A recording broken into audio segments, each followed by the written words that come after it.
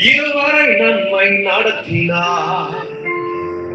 அவர் நல்லவர், நல்லவரே. இனிமேலும் நம்மை நடத்துவார். அவர் நல்லவர், நல்லவரே.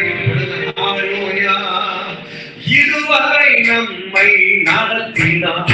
அவர் நல்லவர், நல்லவரே. இனிமேலும் நம்மை நடத்துவார். அவர் நல்லவர், நல்லவரே.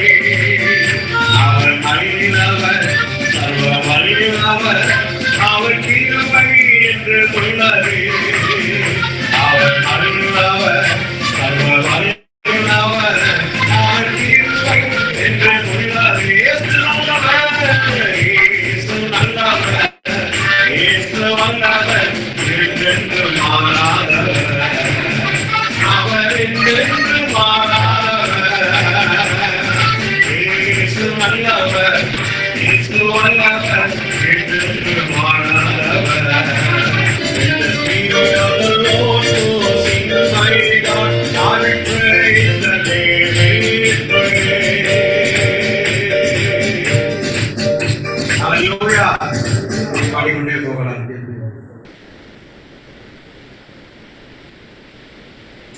Yeah, you can start.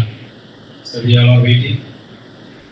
Well, God bless you, and we really believe God to do great things today. இந்த நாளிலே ஆண்டவர் உங்களை ஆசீர்வதிப்பாராக. உங்கள் ஒவ்வொருவரையும் இந்த நாளில் தேவன் அளவில்லாமல் ஆசீர்வதிக்க அவர் விரும்புகிறார். My prayer is that God raises up powerful servants for his kingdom. அவருடைய அந்த இருதயத்தின் வாஞ்சை என்னவென்று சொன்னால், வல்லமையோடு கூட கர்த்தருடைய ஊழியர்களை இந்த தேசத்திலே ஆண்டவர் எழுப்ப வேண்டும் என்கிற ஒரு வாஞ்சை தான். அல்லேலூயா. And that God will continue to raise up powerful servants in India.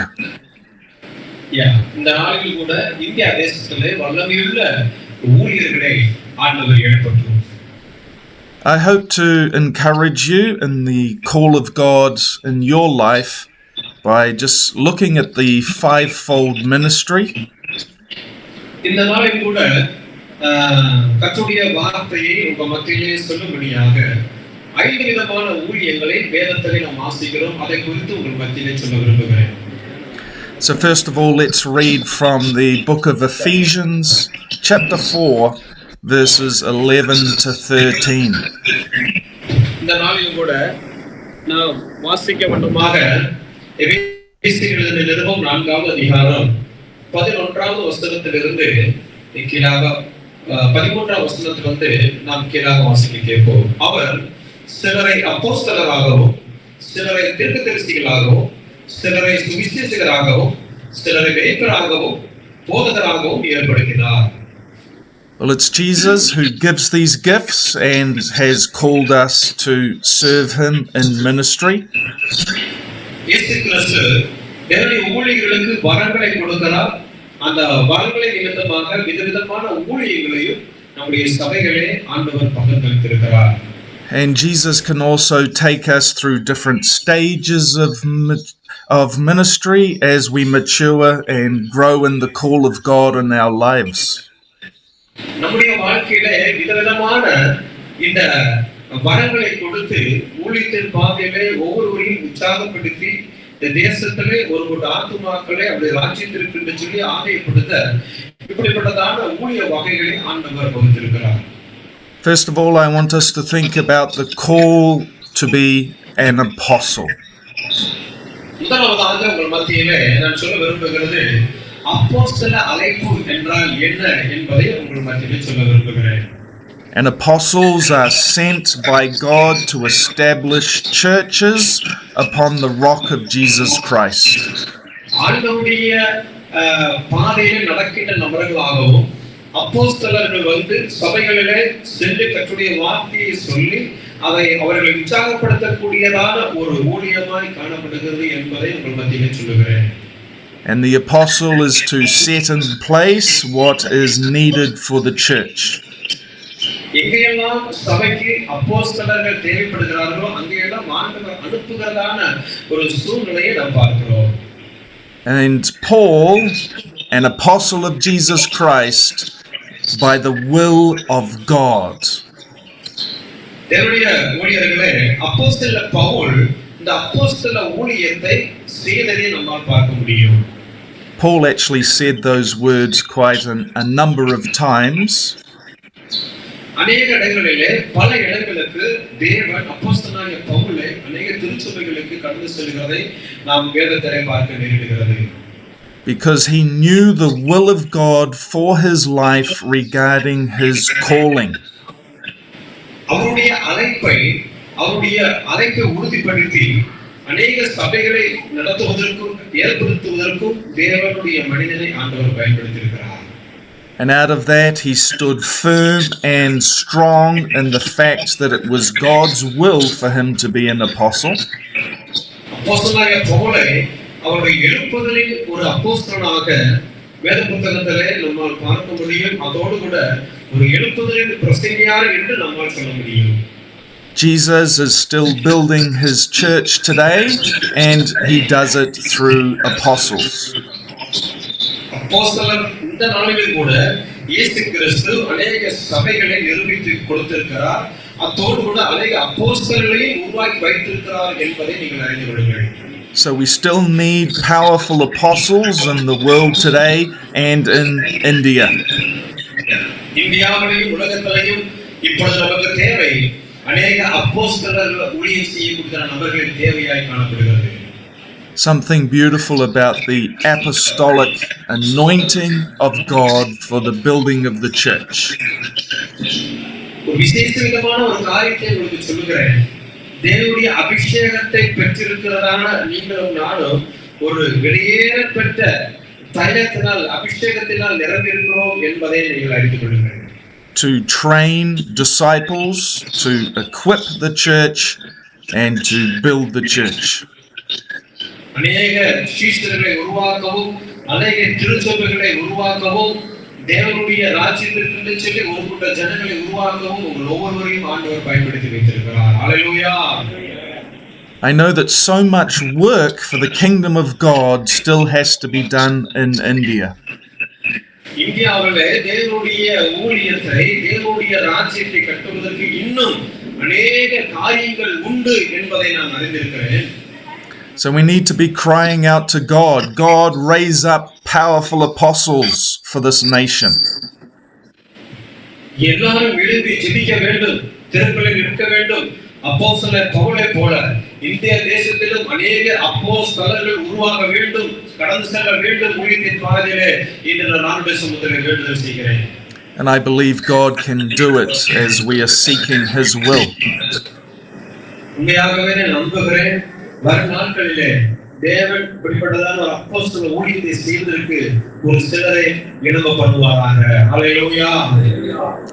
Servants of God who become mature like the Apostle Paul receiving revelation from God. தேவனுடைய பிள்ளைகளே, தேவனுடைய ஊழியர்களே, அதாவது தேவனுடைய அப்போஸ்தலர்கள் என்று அழைப்பார்கள் என்று சொன்னால் தேவனிடத்திலிருந்து வெளிப்பாடை பெற்றவர்களாகவும் அந்த வெளிப்பாடை ஜனங்களுக்கு பிரதிபலிக்கின்ற ஒரு அப்போஸ்தலராய் காணப்படுவதற்கு நாம் தகுதியுள்ளவர்களாய் இருக்க வேண்டும். But the second calling that we should also think about is then the prophet. எப்பொழுதும் தேவனுடைய ராஜ்யத்தை கண்ணோக்கி பார்க்கின்றவர்களாகவும் அதோடு கூட ஒரு தீர்க்கதரிசன நிறைந்த ஒரு நபர்களாகவும் நாம் இருக்க வேண்டும். God speaks in wonderful ways to His prophets. தீர்க்கதரிசிகள் மூலமாக ஆண்டவராகிய கர்த்தர் இயேசு கிறிஸ்து தெளிவான வார்த்தைகளை பேசுவதை நம்மால் பார்க்க முடியும். Often through visions and dreams. தரிசனத்தின் மூலமாகவும் சொப்பனத்தின் மூலமாகவும் தீர்க்கதரிசிகள் மூலமாய் ஆண்டவர் பேசுகிறார். And in the place of prayer they meet with God. தேவனுடைய சமூகத்தில் இருந்து ஜெபத்தின் மூலமாய் சகல தரிசனங்களையும் காரியங்களையும் பெற்ற நபர்களாய் காணப்படுகிறார்கள் தீர்க்கதரிசனம் சொல்கிறவர்கள். I know that there are false prophets in the world and there's false prophets in India. எனக்கு தெரியும் உலகம் முழுவதும் அநேக கள்ள தீர்க்கதரிசிகளும் இந்தியாவிலும் அநேக கள்ள தீர்க்கதரிசிகளும் காணப்படுகிறார்கள். But Jesus Christ is coming back to reward his prophets. So there are true prophets. இயேசு கிறிஸ்து திரும்ப வரப்போகிறார். யார் உண்மையான தீர்க்கதரிசி என்பதை திருவிழா பெற்று வரப்போகிறார். Now, a prophet often carries the burden or a concern for the whole nation as well as the state of the church. சபையில் உள்ளதான அந்த தீர்க்கதரிசனம் சொல்லுகிற நபர்கள் எப்பொழுதும் சபை மக்களை குறித்தும் தேசத்தை குறித்தும் ஜனங்களை குறித்தும் ஒரு தியாகமுள்ள ஒரு நபராய் பாரமுள்ள ஒரு நபராய் தீர்க்கதரிசி காணப்பட வேண்டும். God often raises up prophets to speak to politicians. தீர்க்கதரிசிகளை ஆண்டவர் சில நேரங்களிலே அரசியல் காரியங்களை சொல்வதற்கும் பயன்படுத்தியிருக்கிறார். God raised up the prophets to speak to the kings of Israel. தீர்க்கதரிசிகளை பேசுவதற்கு ஆண்டவர் இஸ்ரவேல் தேசத்தில் உள்ள அந்த ராஜாக்களுக்கும் அந்த ராஜ்யத்திற்கும் அவர்கள் சொல்லியிருக்கிறதை பார்க்கிறோம். And I believe God continues to do this today. நான் விசுவாசிக்கிறேன் மறுநாட்களிலே ஆண்டவர் நம்ம தேசத்துக்கும் தீர்க்கதரிசனம் சொல்வதற்கு ஒவ்வொருவரையும் ஆண்டவர் பயன்படுத்துவாராக. ஹல்லேலூயா. I would encourage anyone who has a calling to be a prophet also to be a prayer intercessor. இந்த நாளில் கூட உங்கள் மத்தியிலே சொல்ல விரும்புகிறேன், உற்சாகப்படுத்த விரும்புகிறேன். யாராவது தீர்க்கதரிசனம் சொல்ல விரும்புகிறேன் என்று சொன்னால் தேவனுடைய சமூகத்திலிருந்து பெற்று அதை உண்மையா சொல்லுகிற தீர்க்கதரிசியா இருக்கின்றவர்களாய் காணப்பட வேண்டும். Because when you discern that things are not right, you also need to be praying and crying out for God's mercy. இந்த நாளில் கூட சில நேரங்களிலே தேசத்திலே சொல்லக்கூடியதான தீர்க்கதரிசன வார்த்தைகள் தேவன் சொல்லக்கூடும் என்று சொன்னார். உங்களையும் ஆண்டவர் அவனமாய் பயன்படுத்துவாராக. God's love, mercy and compassion to lead people into repentance. பாரமுள்ள நபர்களாகவும் அந்த ஜனங்களுக்கு சொல்லுகின்ற அந்த வார்த்தைகள் அவர்களை உற்சாகப்படுத்தக்கூடியதாகவும் அவருடைய வாழ்க்கையை கட்டி எழுப்பக்கூடியதாக காணப்பட வேண்டும் என்ற தீர்க்கதரிசன வார்த்தைகள் சொல்ல வேண்டும். So prophets, they would bring words of warning, but they also need to bring words of encouragement. தீர்க்கதரிசிகள் என்பது கர்த்தருடைய வார்த்தையை வெளிப்படுத்துகிறவர்களாகவும் அதோடு கூட தீர்க்கதரிசனம் சொல்லுகிறதான ஒவ்வொரு நபர்களுடைய வாழ்க்கையும் அது உற்சாகப்படுத்தக்கூடியதாகவும் காணப்படுகிறது, நிர்மூலமாக்கக்கூடியதான வார்த்தை அல்ல. And the Bible is full of examples of the lives of the prophets. வேதத்திலே அநேக உதாரணங்களை பார்க்க முடியும். தீர்க்கதரிசிகள் சொன்னதான அநேக வார்த்தைகளை நம்மால் அறிந்து கொள்ள முடியும் வேத பகுதியிலிருந்து. So my prayer for India is God raise up the true prophets. என்னுடைய ஜெபம் வேண்டுதல் என்னவென்று சொன்னால் இந்திய தேசத்திலே உண்மையான தீர்க்கதரிசிகள் எழும்ப வேண்டும். கரங்களை தட்டி கர்த்தருடைய நாமத்தை மகிமைப்படுத்துவோமா. ஹல்லேலூயா. Speak to your people through visions and dreams. உங்கள் ஜனங்கள் மத்தியிலே தீர்க்கதரிசனம் மூலமாகவும் சொப்பனத்தின் மூலமாகவும் தரிசனத்தின் மூலமாகவும் கர்த்தருடைய வார்த்தையை பகிர்ந்து கொள்ளுங்கள். And this happens when there is a mighty move of the Holy Spirit. பரிசுத்த ஆவியானவருடைய கிரியை வல்லமையாய் நம்முடைய தேசத்திலே வெளிப்படட்டும். When the Holy Spirit moves, there will be visions, dreams, and prophecy. பரிசுத்த ஆவியானவர் நம்மிடத்திலிருந்து வெளிப்படும் பொழுது தீர்க்கதரிசனங்களும் சொப்பனங்களையும் அவர் வெளிப்படுத்தக்கூடிய ஒரு தேவனாய் காணப்படுகிறார். God will speak to people and God will meet with people. தேவன் தம்முடைய ஜனங்களுக்கு தேவைகளையும் அதோடு கூட அவருடைய காரியங்களையும் வாய்க்கப்பட்ட சுத்தமுள்ள தேவனாய் காணப்படுகிறார். So we have to pray for the mighty move of the Holy Spirit in our churches and then through our churches to touch the nation. நம்முடைய தேசத்தில் உள்ளதான சபைகளிலும் நம்முடைய இந்தியா தேசத்திலும் சபைகள் நடுவிலே பரிசுத்த ஆவியானவருடைய கிரியை அளவில்லாமல் வெளிப்படுத்தும்படியாக நாம் யாவரும் அர்ப்பணிப்போடு கர்த்தருடைய ஊழியத்தை செய்வதற்கு பிரயாசப்படுவோம். Now we come to the third calling, which is the ministry of the evangelist. மூன்றாவதாக அந்த பகுதியிலே நம்ம வாசித்தோம் அல்லவா, சுவிசேஷகர் என்பது யார் என்பதை குறித்து உங்களுக்கு சொல்ல விரும்புகிறேன். We know that India has the largest population in the world. எல்லாருக்கும் தெரியும், உலகத்திலே இந்தியா தேசம் என்பது ஜனத்தொகை மிகுந்த தேசமாய் காணப்படுகிறது. And Jesus' command is that the gospel is preached to all creation. இயேசு கிறிஸ்து சொல்லியிருக்கிறார், உலகம் முழுவதும் சென்று சுவிசேஷத்தை பறைசாற்றுங்கள். And Jesus also said that the end will not come until the gospel of the kingdom is preached to all nations. உலகம் முடிவுக்கு வர வேண்டும் என்று சொன்னால் உலகம் முழுவதும் சுவிசேஷம் அறிவிக்கப்பட வேண்டும், சுவிசேஷம் சொல்லப்பட வேண்டும். அதுக்கு பிறகுதான் இந்த உலகத்திலே ஒரு முடிவு வரும் என்று ஆண்டவர் சொல்லியிருக்கிறார். That is actually all tribes, all people groups, all languages. எல்லா விதமான மொழி பேசுகிற நபர்கள் மத்தியிலும், எல்லா ஜாதிகள் மத்தியிலும், எல்லா ஜனங்கள் மத்தியிலும் அது கொண்டு செல்ல வேண்டும். So if there is any tribe without a church, our job has not yet been completed.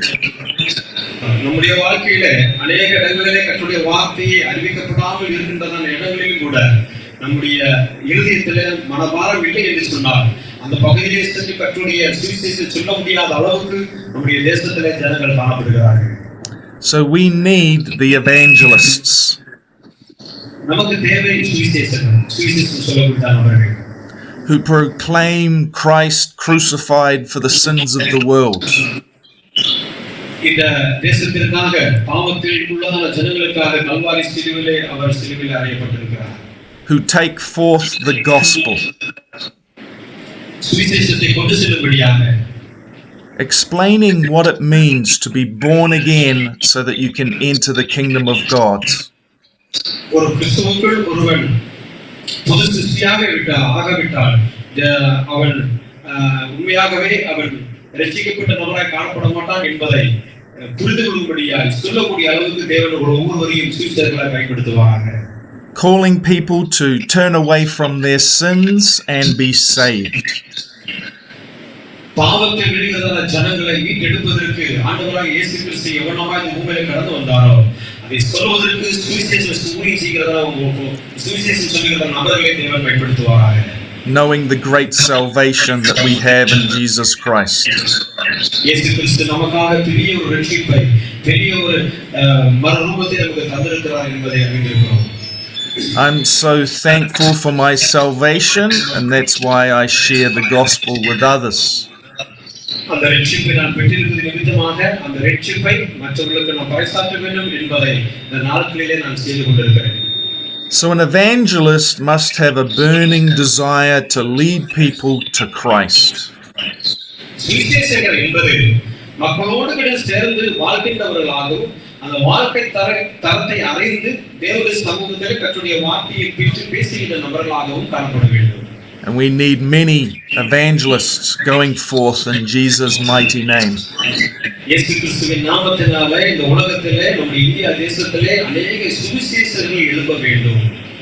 When Jesus Christ was here on earth and he saw the large crowds of people, இயேசு கிறிஸ்து இந்த பூமியில் இருந்த பொழுது திரளான ஜனங்களை அவர் பார்த்த பொழுது Jesus said, "The harvest is large, but the workers are few." வசனத்தை வாசிக்கிறோம் அல்லவா, அறுவடையோ மிகுதி, ஆட்களோ கொஞ்சம் என்று சொல்லி வேதத்தில் வாசிக்கிறோம்.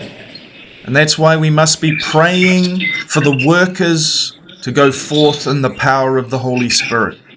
ஆகவே தான் பரிசுத்த ஆவியானவருடைய வல்லமையோடு கூட அவருடைய வேலையை செய்வதற்கு நாம் செபித்துக் கொண்டிருக்கிறோம்.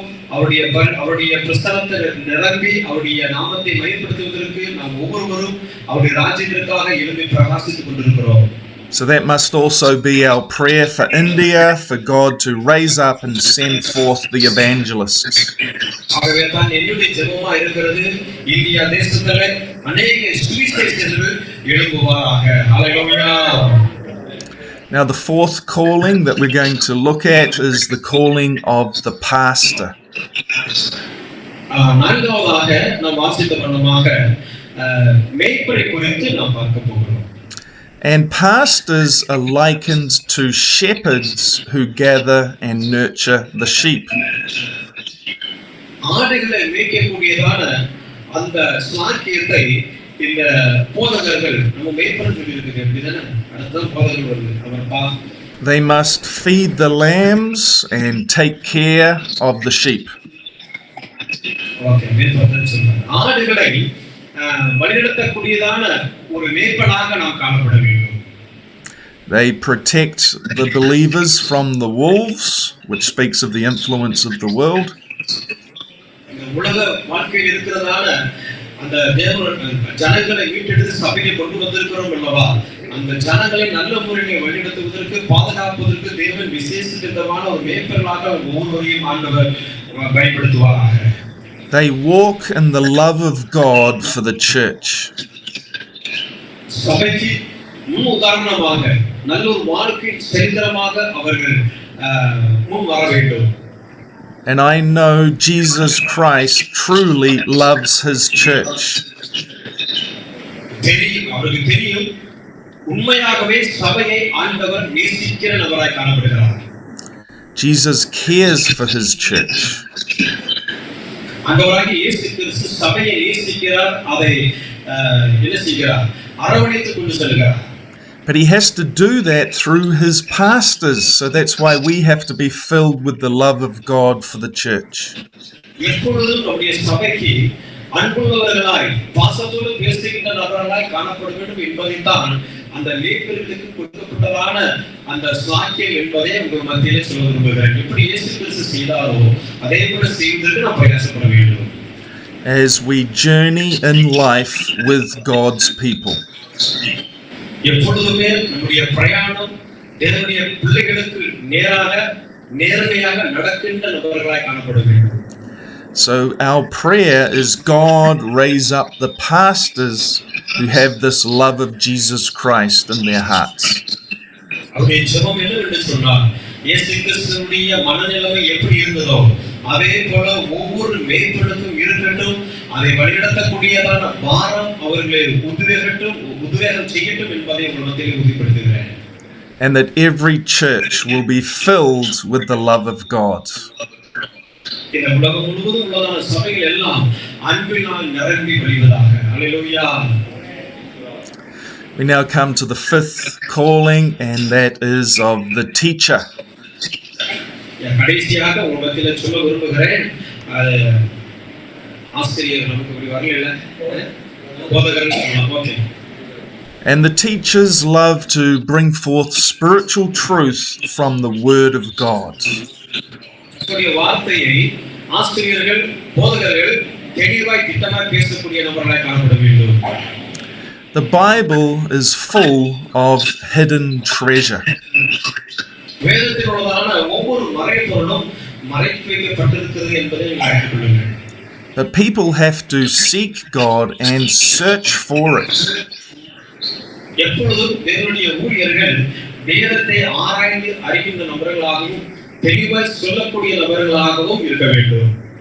Those with a teaching ministry will search the Word of God like looking for hidden treasure.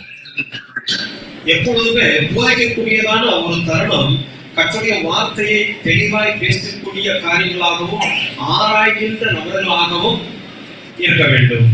And then they will give spiritual riches to God's people. எப்பொழுதுமே ஆவிக்குரிய ரகசியங்களை ஆவிக்குரிய தத்துவங்களை சொல்லுகின்ற அந்த போதகனாய் காணப்பட வேண்டும்.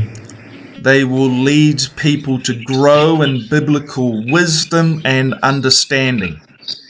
எப்பொழுதுமே நம்முடைய விசுவாசி மக்கள் ஆவிக்குரிய வாழ்க்கைக்கு நேராகவும் ஆவிக்குரிய ஞானத்திலும் வளர்கின்ற நபர்களாகவும் இருக்க வேண்டும், போதிக்கிற நபர்களாய் காணப்பட வேண்டும். They will explain the mysteries of God. எப்பொழுதுமே வேத வசனங்களை மறைபொருளை வெளிப்படுத்தக்கூடிய நபர்களாய் இருக்க வேண்டும். ஹல்லேலூயா. And in this way they will make disciples for Jesus Christ. எப்பொழுதுமே இந்த போதிக்கிறதான நபர்கள் திருச்சபைகளிலிருந்து அநேக சீஷர்களை உருவாக்கக்கூடிய நபர்களாகவும் காணப்பட வேண்டும். So our prayer is that God will raise up these kind of Bible teachers filled with God's wisdom. அவருடைய ஜெபம் என்னவென்று சொன்னார், இப்படிப்பட்டதான ஒரு போதக தன்மையுடைய நபர்கள் நம்முடைய சபைகளிலே எழும்ப வேண்டும், நம்முடைய தேசத்திலே எழும்ப வேண்டும் என்பதுதான் அவருடைய வாஞ்சியமாய் காணப்படுகிறது. So that every church will be a strong church and every Christian will be the true Christian. எல்லா கிறிஸ்தவர்களும் நல்ல உறுதியுள்ள ஒரு கிறிஸ்தவர்களாகவும் எல்லா விசுவாசிகளும் ஒரு உறுதியுள்ள விசுவாசிகளாகவும் காணப்படுவதற்கு என்னுடைய ஜெபமாய் காணப்படுகிறது. So these are the 5 callings, gifts from Jesus Christ for the building of his church. அவருடைய சபையை கட்டுவதற்கு ஆண்டவர் தந்ததான அந்த 5 விதமான ஊழியங்களை உங்கள் மத்தியிலே சொல்வதற்கு ஆண்டவர் எனக்கு உதவி செய்தார். கரங்களை தட்டி கர்த்தருடைய நாமத்தை மகிமைப்படுத்துவோம். Jesus' promise is that he is building his church and the gates of Hades will not overcome it. இயேசு கிறிஸ்து வாக்குத்தத்தத்தை கொடுத்திருக்கிறார். இந்த கல்லின் மேல் என் சபையை கட்டுவேன், பாதாளத்தின் வாசல்களை என்ன செய்யாது மேற்கொள்ளாது. So we have to trust Jesus for this generation. Jesus, build your church. நாம் இந்த சந்ததியிலே வாழ்ந்து கொண்டிருக்கிறோம். அவருடைய சபையை கட்டுவதற்கு விசுவாசத்தோடு கூட நாம் செயல்படுவோம். அவருடைய ராஜ்யத்தை கட்டுவதற்கு இன்னும் தேவன் நம்மை பலப்படுத்துவாராக. Jesus, help us and fill us with your wisdom. ஆண்டவராகிய இயேசு கிறிஸ்து நம்மை அவருடைய பரிசுத்த ஆவியினாலும் அவருடைய ஞானத்தினாலும் நம்மை நிரப்புவாராக.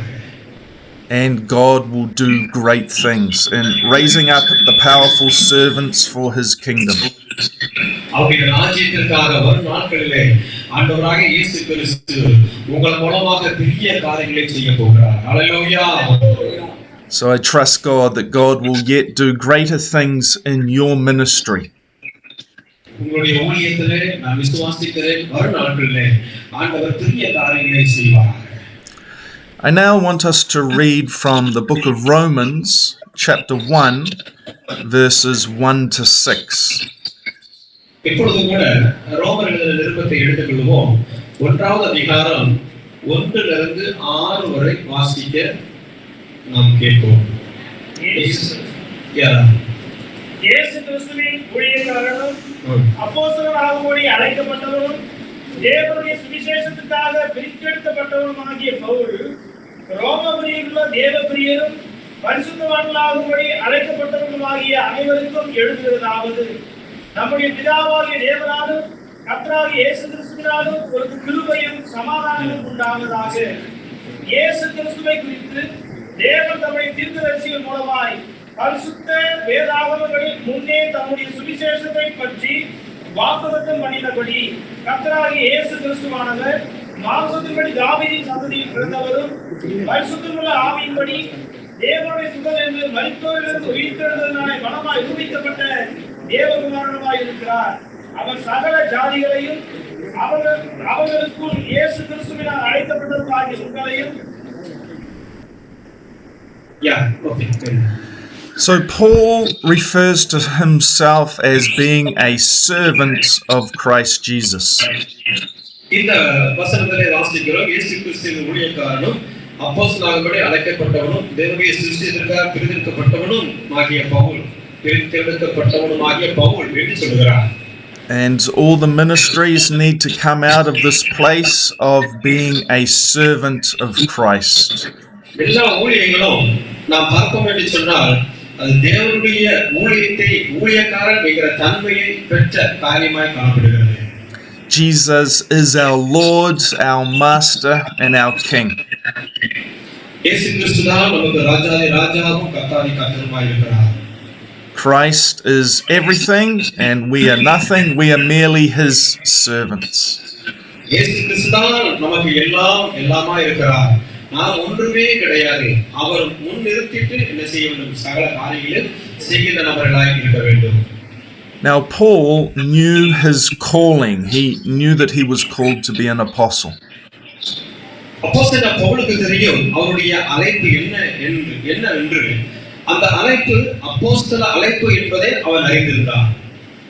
It's very important that each of us knows our calling. இங்க இருக்கிற ஒவ்வொரு நபர்களையும் பார்த்து நான் சொல்லுகிறேன், உங்கள் ஒவ்வொருவருக்கும் என்ன அழைப்பு இருக்கிறது, அந்த திட்டமான அழைப்பை நீங்கள் பெற்ற நபர்களாய் ஊழியத்தை செய்வதற்கு பிரயாசப்பட வேண்டும். Paul knew that he was chosen and set apart for the gospel. பவுலுக்கு தெரியும் அவர் அழைக்கப்பட்டிருக்கிறார், அதோடு கூட பல பகுதிகளுக்கு அனுப்பப்படுவார் என்கிற திட்டமான அந்த சத்தியத்தை அவர் அறிந்திருந்தார். Preaching, teaching, and confirming the gospel. பிரசங்கம் பண்ணுவது, போதிப்பது, சபையை நியமிப்பது, இப்படி எல்லாவற்றையும் அப்போஸ்தலன் பவுல் அறிந்திருந்தார். And Paul knew that it was through Jesus he had received grace. அப்போஸ்தலன் பவுலுக்கு தெரியும் அவர் தேவனுடைய சமூகத்திலிருந்து பெற்றதான கிருபை என்ன என்பதை அப்போஸ்தலன் பவுல் அறிந்திருந்தார். This is God's favor for his ministry, but it's also God's empowering for his ministry. ஆகவே தான் அப்போஸ்தலன் பவுலுக்கு தேவன் கொடுத்ததான அந்த கிருபை மிகவும் பெரிதாய் காணப்பட்டது. அதோடு கூட அதை செய்வதற்கு தேவ பலத்தினால் எங்கெல்லாம் சென்றாரோ அதை நிறுவனத்தை காண்பிப்பதற்கு தேவன் அப்போஸ்தலன் பவுலை ஆண்டவர் பயன்படுத்தினார். And that through him God would use him to reach the Gentiles, the unbelievers, and bring them into the light of Christ.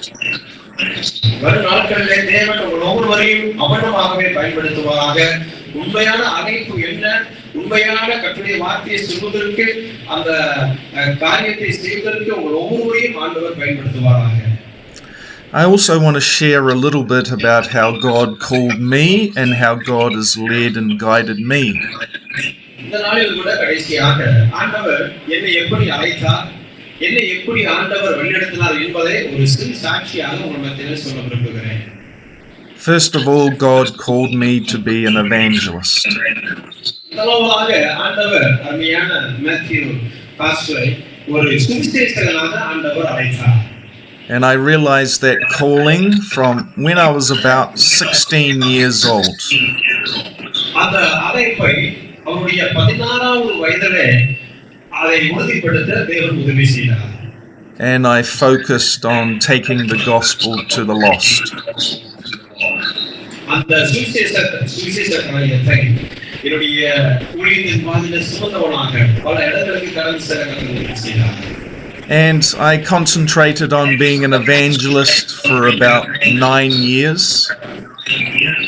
அந்த சுவிசேஷ ஊழியத்தை ஏறத்தாழ 9 ஆண்டுகளாய் அந்த நியூசிலாந்து தேசத்திலே செய்வதற்கும் உலகம் முழுவதும் கடந்து செல்வதற்கு கர்த்தர் உதவி செய்தார். And at that time I was actually doing missionary work in Africa. அந்த நாளிலே ஒரு மிஷனரியாக ஆப்பிரிக்கா தேசத்திலே ஊழியம் செய்வதற்கு தேவன் அருமையான தன்னுடைய ஊழியரை பயன்படுத்தினார். It was wonderful because so many people were becoming Christians, and it almost seemed like it was quite easy to lead people to the light of Jesus Christ. அந்த பகுதியிலே இந்த மிஷனரி ஊழியத்தை செய்வதற்கு அநேக நபர்கள் ரட்சிக்கப்பட்டார்கள். அதை செய்வதன் நிமித்தமாக அநேக ஜனங்கள் வெகுவாக தேவனுடைய ராஜ்யத்திற்கு என்று சொல்லி கட்டி எழுப்புவதற்கு தேவன் அருமையான ஊழியரை பயன்படுத்தினார். The place was open for the gospel and the harvest was ripe. அந்த நாட்களிலே ஊழியம் செய்வதற்கு திறந்த வாசல்கள் காணப்பட்டது. அதோடு கூட அநேக அறுவடைகளை காணக்கூடியதான காரியங்களை தேவன் எனக்கு உதவி செய்தார். Far better than my own country of New Zealand, where unfortunately some people's hearts are hard. அவருடைய தேசத்திலே இருந்ததான நியூசிலாந்து பகுதியில் இருந்தாலும் சில நபர்கள் உன்னால் இதெல்லாம் செய்ய முடியாது, சில தவறான காரியங்களை, அதாவது நெகட்டிவான காரியங்களை சொல்லி அவரை சோர்வுக்குள்ளாக்கினார்கள். But every week we would go to a different village and do a 3-day gospel crusade. அதோடு கூட தேசத்திலே ஒரு 3 நாட்கள் சுவிசேஷத்தை சொல்வதற்கும் கர்த்தருடைய ஊழியத்தை செய்வதற்கும் ஆயத்தமானேன். And I praised God because I knew that I was called to preach the gospel. I was born to preach the gospel. அவருக்கு தெரிந்திருந்தது நான் பிறந்தவரை கர்த்தருடைய வார்த்தையை சொல்வதற்கு, அவர் பிறந்தவரை சுவிசேஷத்தை சொல்வதற்கு என்பதை தெளிவான திட்டமான அழைப்பை அவர் பெற்றிருந்தார். So we would have the gospel crusade Thursday, Friday, Saturday night. அந்த நாளிலே ஒரு 3 நாள் கர்த்தருக்கு நடைபெற்றது. வியாழக்கிழமையிலிருந்து சனிக்கிழமை இரவு நேரம் வரை. And then we would invite the people to come to church on Sunday morning. அந்த நாட்களிலே கர்த்தருக்கு வந்ததான ஜனங்களும் கூட வெளியுள்ளதான ஜனங்களும் கூட வருகின்ற ஞாயிற்றுக்கிழமை அடுத்ததான் ஞாயிற்றுக்கிழமை நீங்க எல்லாரும் சபைக்கு கடந்து வாருங்கள் என்று சொல்லி ஒரு அழைப்பு கொடுக்கப்பட்டது. Now on Sunday morning, I began to realize that my job was to teach these people the Word of God. அந்த ஞாயிற்றுக்கிழமை தேவன் இன்னொரு அழைப்பையும் எனக்கு உறுதிப்படுத்தினார். அது என்னவென்று சொன்னால் போதிக்கக்கூடியதான தன்மையையும் எனக்கு கொடுத்தார் என்பதை ஆண்டவர் தெளிவுபடுத்தினார்.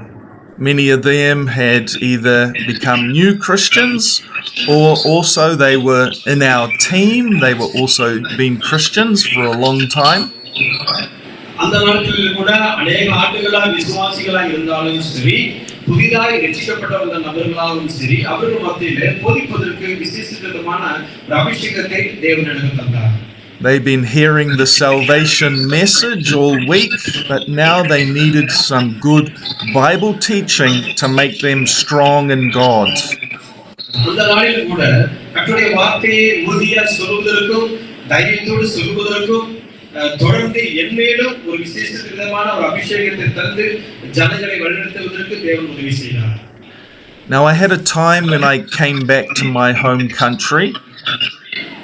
அதோடு கூட அந்த ஆப்பிரிக்க தேசத்துல அந்த கடத்தலுக்கு முடித்த பிறகு அவருடைய சொந்த தேசமா இருந்ததான நியூசிலாந்து தேசத்திற்கு கடந்து வந்தார். But I knew that I had to get myself prepared for going back to Africa because the work was going so wonderful there. மறுபடியும் தேவனுடைய அழைப்பை பெற்றது நிமித்தமாக சுவிசேஷம் சொல்வதற்காக மிஷனரியாக ஆப்பிரிக்கா தேசத்துக்கு கடந்து செல்ல வேண்டும் என்று ஆயத்தப்பட்டு கொண்டிருந்த பொழுது So I spent that time preparing two different kinds of messages. அந்த நாட்களிலே விதவிதமான செய்திகளை உருவாக்குவதற்கு தேவன் எனக்கு உதவி செய்தார். My salvation gospel messages. அவருடைய ரட்சிப்பு சுவிசேஷ காரியங்கள். But then also my teaching Bible messages.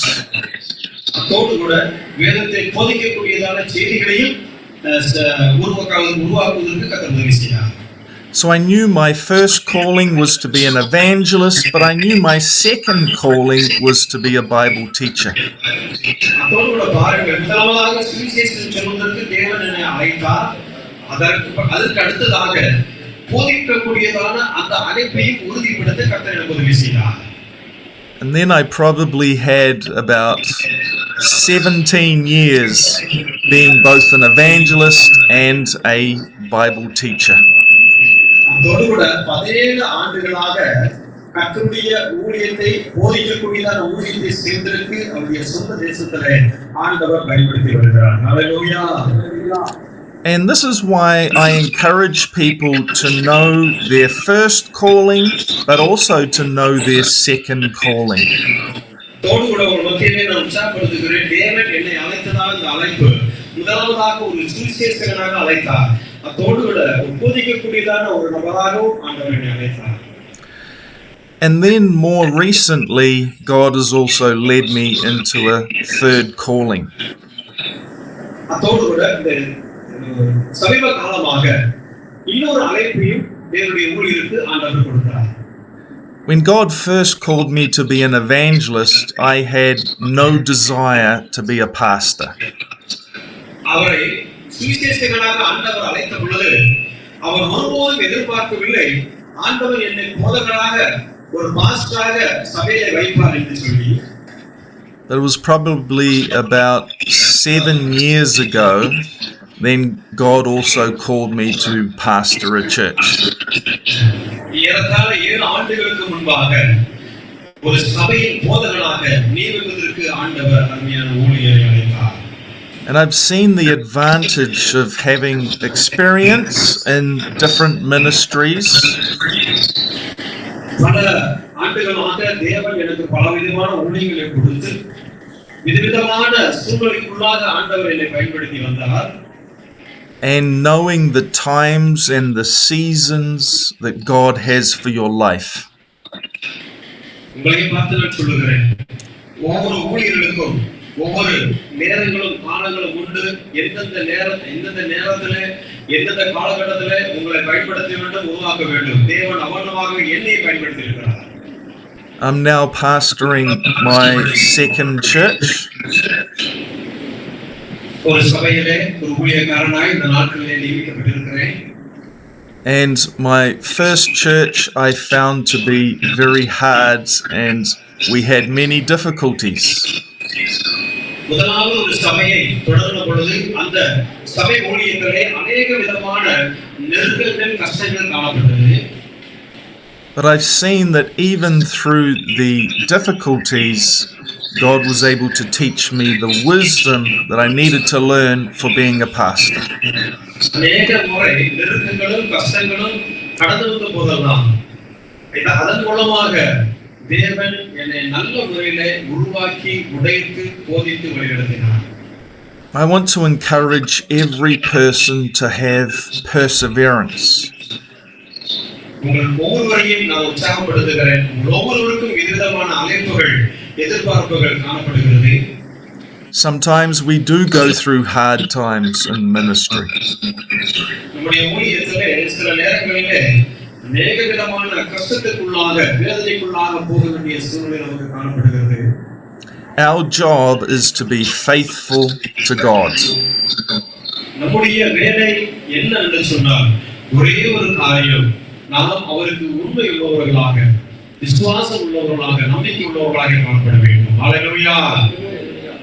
The Apostle Paul said that he would forget what was behind him. He was always pressing forward in God. அப்போஸ்தலனாகிய பவுல் எப்பொழுதுமே நெருக்கங்களும் கஷ்டங்களும் கடந்து வந்த போதெல்லாம் ஆண்டவராகிய இயேசு கிறிஸ்துவை முன்னிறுத்தி தன்னுடைய ஊழியத்தை செய்து நிறைவேற்றினார் என்று பார்க்கிறோம். The Apostle Paul had times of amazing success and revival. இந்த அப்போஸ்தலனாகிய பவுல் இந்த ஊழியத்தின் பாதையில பலவிதமான எழுப்புதலுக்கு காரணகர்த்தனாய் இருக்கிறான் என்பது எந்த சந்தேகமே இல்லை. But he also had times of suffering and hardships, and it looked like everything had gone wrong. நாம் வாசிக்கிற வண்ணமாக அப்போஸ்தலனாகிய பவுல் நெருக்கங்களும், வெண்ணைகளும், கண்ணீரும், வியாகுலங்களும் அவருடைய வாழ்க்கையில கடந்து வந்த போதெல்லாம் ஊழியத்தை விட்டு போகாதபடி கர்த்தருக்காக கடைசி வரை நிலைநின்ற ஒரு நபரை நாம் பார்க்கிறோம். But he kept his eyes fixed on Jesus Christ to be the powerful man of God that he had called to be. நாம் எப்பொழுதும் ஆண்டவராகிய இயேசு கிறிஸ்துவுக்கு நேராக நம்முடைய கண்களை நேரெடுக்க வேண்டும். அவரையே நம்முடைய மனதிலே, உள்ளத்திலே, ஊழியத்திலே வைத்து செயல்படுகிற நபர்களாய் காணப்பட வேண்டும். I have one last scripture. It comes from Romans chapter 15.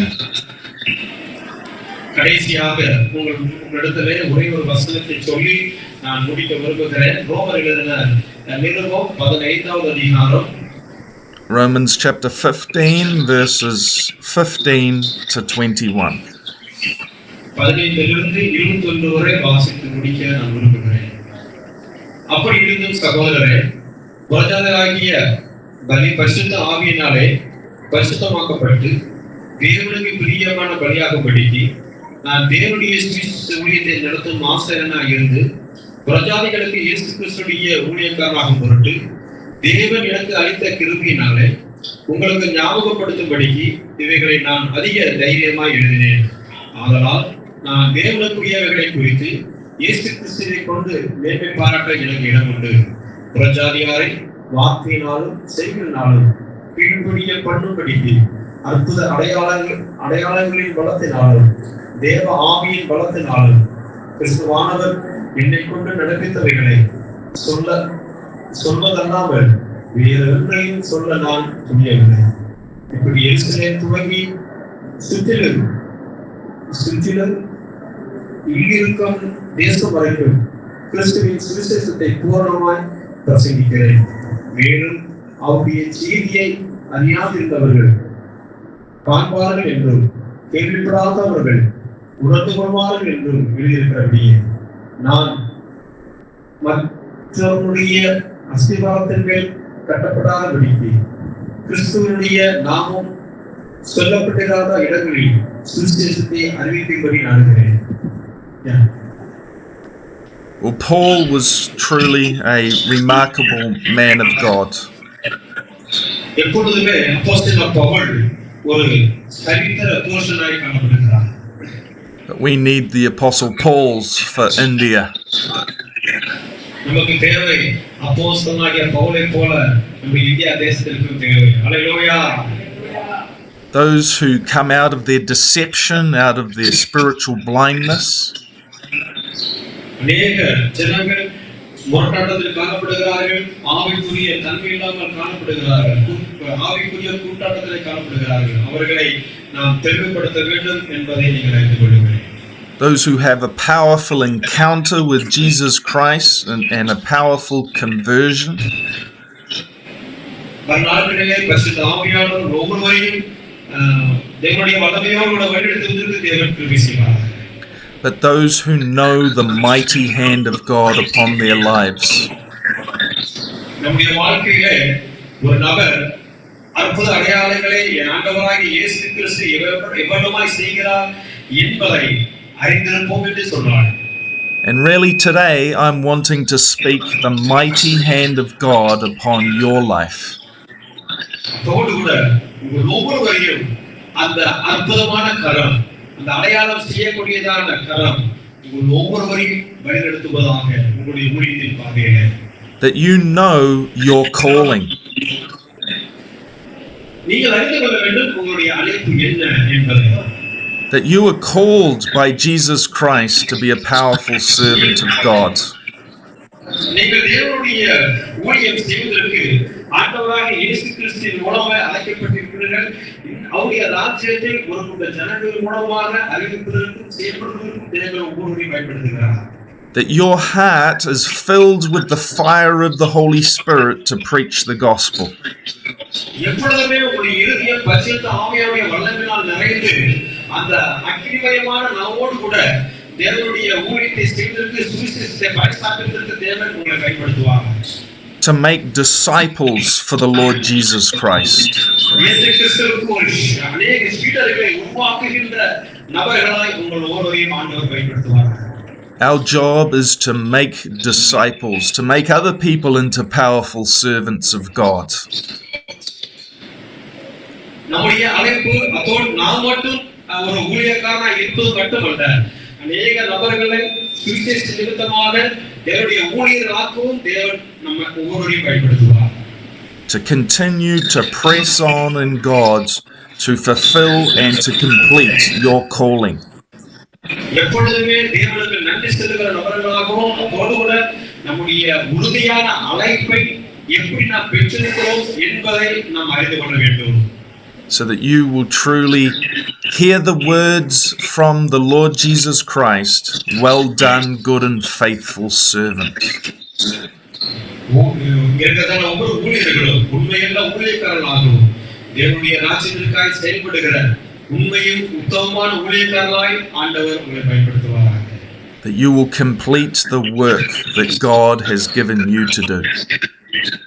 அவருடைய ஊழியத்தை நிறைவேற்றுவதற்கு, அவருடைய அழைப்பை நிறைவேற்றுவதற்கு தேவன் உங்களை செயல்படுத்துவாராக.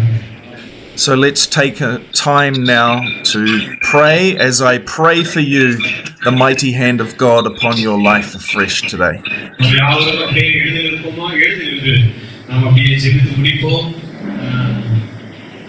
உங்களுக்காக அவர் ஜெபிக்க விரும்புகிறார். நல்ல ஒரு சுவிசேஷனாக, ஒரு போதகனாக, ஒரு மேய்ப்பனாக அவர் சபையை நடத்தி வந்திருக்கிறார். விசேஷ அபிஷேகத்தை நாம் பெற்றிருக்கிறோம். தாமே ஒவ்வொருவரையும் அழைத்தின் பாதையிலே பயன்படுத்துவார். Yeah, you can pray. Thank you, Lord Jesus, for these servants of God. ஆண்டவரே, இருக்கிறதான ஒவ்வொரு தேவனுடைய ஊழியர்களுக்காக நான் ஜெபம் செய்கிறேன். We call upon the mighty name of Jesus for a fresh anointing of the Holy Spirit. இருக்கிறதான ஒவ்வொரு நபரையும் வேண்டும் பரிசுத்த ஆவியானுடைய வல்லமை கிரியை அளவில்லாமல் வெளிப்படுவதாக. Thank you, Jesus, that it's you who has called us by name. இயேசு கிறிஸ்துவின் நாமத்தினாலே இருக்கிறதான ஒவ்வொரு நபர்களையும் ஆண்டவரே ஸ்தோத்திரம், அழைத்ததற்காக நன்றி ஆண்டவரே. You know the plans and purposes that you have for us. எங்களுடைய வாழ்க்கையில் இருக்கிறதான எல்லா ஆண்டவரே ஸ்தோத்திரம் நம்பிக்கைக்காக எங்களுடைய எல்லா எதிர்பார்ப்புக்காக நன்றி செலுத்துகிறோம். Whoever is called to be an apostle, release the apostolic anointing of the Holy Spirit. ஆண்டவரே சில வேளை அப்போஸ்தல ஊழியத்தை செய்வதற்கு நியமிக்கப்பட்டிருப்பார் என்று சொன்னால் அந்த அப்போஸ்தல ஊழியத்தை செய்வதற்கு தேவனுடைய பிள்ளைகள் மேல் ஒரு விசேஷமான அபிஷேகத்தை தந்தருளுவீராக. Raise up powerful apostles for India in Jesus' name. இயேசு கிறிஸ்துவின் நாமத்தினாலே இந்தியா தேசத்திலே ஆண்டவரே ஒரு நல்ல வல்லமையுள்ள ஒரு அப்போஸ்தலராய் எழும்புவார்களாக. Lord Jesus, you raised up the apostle Paul. Once again, raise up your apostles. ஆண்டவரே எப்படி அப்போஸ்தல பவுலை இந்த உலகத்திலே எழுப்பினீரோ அதே போல எங்களுடைய தேசத்திலே எங்களுடைய பகுதியிலே ஒரு அப்போஸ்தலராய் எழுப்ப வேண்டுமா நாங்கள் வேண்டுகிறோம். Lord, we also pray for those that you've called to have the anointing of the prophets. ஆண்டவரே யாரெல்லாம் தீர்க்கதரிசிகளாய் நியமித்திருக்கிறீரோ அவர்களுக்கு விசேஷித்தமான ஒரு அபிஷேகத்தை கர்த்தர் தருவீராக.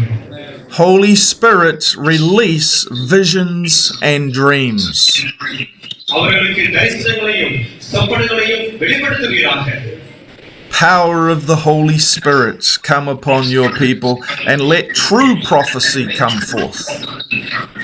ஆண்டவரே உண்மையான தீர்க்கதரிசிகளாய் உண்மையான கர்த்தருடைய வார்த்தையை சொல்லுகிற நபர்களாய் இருக்கிறதான தேவனுடைய ஊழியர்களை கர்த்தர் பயன்படுத்தும்.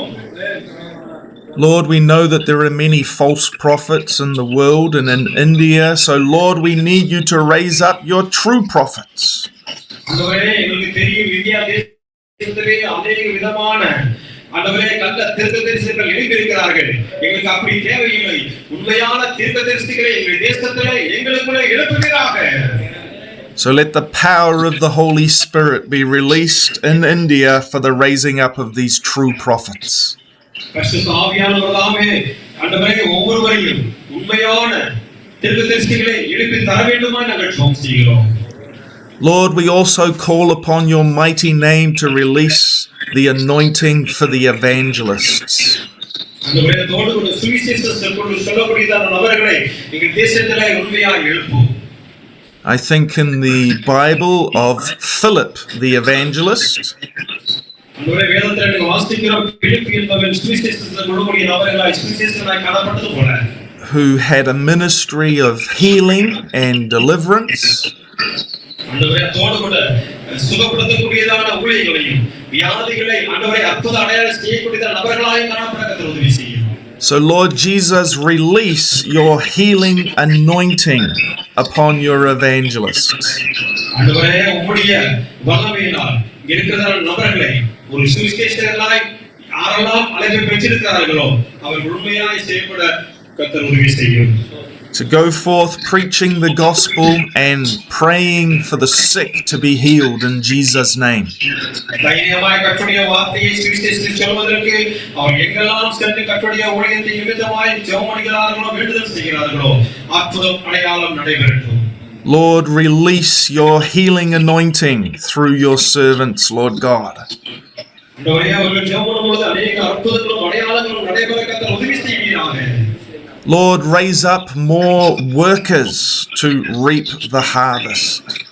ஆண்டவரே ஸ்தோத்திரம் எங்களுடைய தேசத்திலே अनेक ஆண்டவரே ஊழியம் செய்யக்கூடியதான நபர்களை சேவை செய்யக்கூடிய நபர்களை எழுப்ப வேண்டுமாய் நாங்கள் வேண்டுகிறோம். So whoever's here today who also has the calling to be an evangelist, release that power and presence of the Holy Spirit.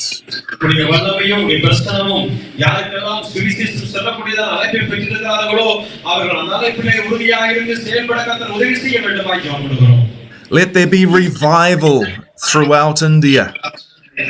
ஆண்டவரே எங்கள் இந்தியா தேசத்திலே ஒரு எழுப்புதல் உண்டாகட்டும். Bring more souls into the kingdom of God. உம்முடைய ராஜ்யத்திற்கு अनेक தேவனுடைய பிள்ளைகளை கொண்டு வருவீராக. Save more people in India, Lord Jesus.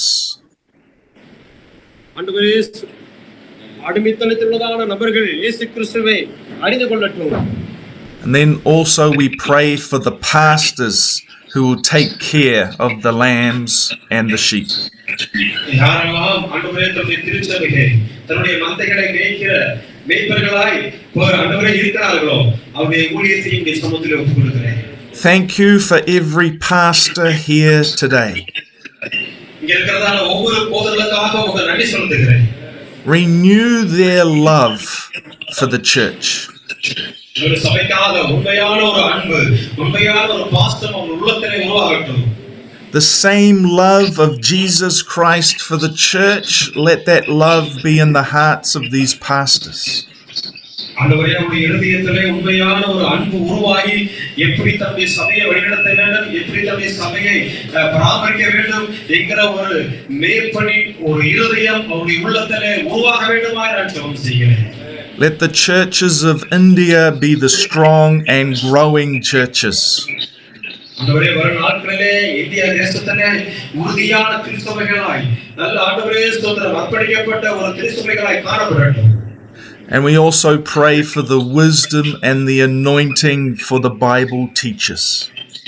அதோடு கூட ஆண்டவரே தரிசனத்திற்காக அதோடு கூட ஆண்டவரே ஸ்தோத்திரம் வேதத்தை போதிக்கக்கூடியதான நபர்களுக்காக உம்முடைய சமூகத்திலே கடந்து வருகிறேன். We know, Lord Jesus, that you are the master teacher. ஆண்டவரே எங்களுக்கு தெரியும் நீர்தான் பிரதான போதிக்கக்கூடியதான ஆசிரியராய் எங்களுக்கு காணப்படுகிறீர்கள். And we pray that you will anoint us to be able to teach the word of God. ஆண்டவரே எங்களுக்கு ஒரு அபிஷேகத்தை தந்தருளும் தொடர்ந்து கர்த்தருடைய வார்த்தையை போதிப்பதற்கு செயல்படுத்துவதற்கு. So I pray a fresh anointing upon every person here today to be able to teach God's word. நாளிலே இங்கே கலந்து கொண்டிருக்கிற ஒவ்வொரு நபர்களும் விசேஷித்தமான ஒரு அபிஷேகத்தை தந்து அவர்கள் போதிப்பதற்கு தேவ ஆவியானவர் உதவி செய்கிறார்கள். Lord, bless your people and raise up powerful servants for your kingdom. ஆண்டவரே உம்முடைய ராஜ்யத்திற்காக வல்லமையுள்ள ஊழியர்களாய் ஆண்டவரே வல்லமையுள்ள நபர்களாய் ஒவ்வொருவரையும் பயன்படுத்த வேண்டுமா நாங்கள் ஜெபம் செய்கிறோம். God bless this seminar in Jesus' wonderful name. ஆண்டவராகிய இயேசு கிறிஸ்துவின் நாமத்தினாலே இந்த போதகர்களை ஆசீர்வதிக்கிறேன். இயேசுவின் நாமத்தில் ஜெபிக்கிறேன் எங்கள் நல்ல பிதாவே. Amen. Yeah, very nice. Thank you for wonderful sermon. We are blessed. So I will update. Thank you. Take care. Bye. Thank you so much. God bless.